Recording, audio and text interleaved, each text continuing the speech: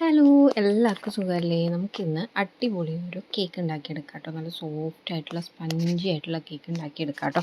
അതിനായിട്ട് നമ്മളിവിടെ ഒരു 2 മുട്ട പൊട്ടിച്ചെടുത്തിട്ടുണ്ട് കേട്ടോ. ഇതൊന്ന് നന്നായിട്ട് നമുക്കൊന്ന് ബീറ്റ് ചെയ്തെടുക്കണം.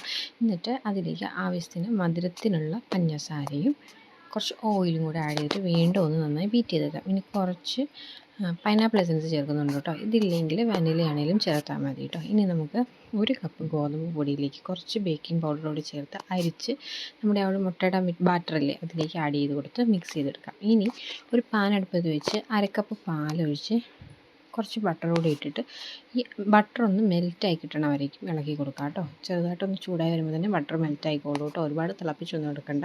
എന്നിട്ട് ചൂടോടെ തന്നെ ഈ ഒരു പാല് നമ്മുടെ കേക്കിൻ്റെ ബാറ്ററിലേക്ക് ഒഴിച്ചു കൊടുക്കണം കേട്ടോ. എന്നിട്ട് നന്നായിട്ടൊന്ന് മിക്സ് ചെയ്തെടുക്കാം.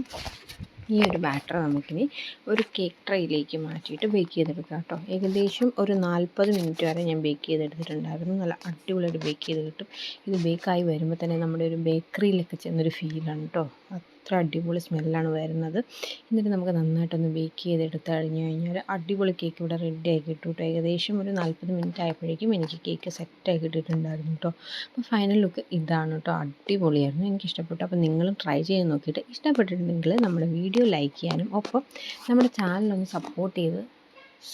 സബ്സ്ക്രൈബ് ചെയ്ത് സപ്പോർട്ട് ചെയ്യാനും മറക്കരുത് കേട്ടോ. അപ്പോൾ അത്രേ ഉള്ളൂ. എല്ലാവരും ട്രൈ ചെയ്ത് നോക്കണം. എന്നിട്ട് ഇതിൻ്റെ ടേസ്റ്റൊക്കെ ഇഷ്ടപ്പെട്ടിട്ടുണ്ടെങ്കിൽ അത് കമൻറ്റ് ചെയ്യാനും മറക്കല്ലേ. അപ്പോൾ അത്രേ ഉള്ളൂ. താങ്ക്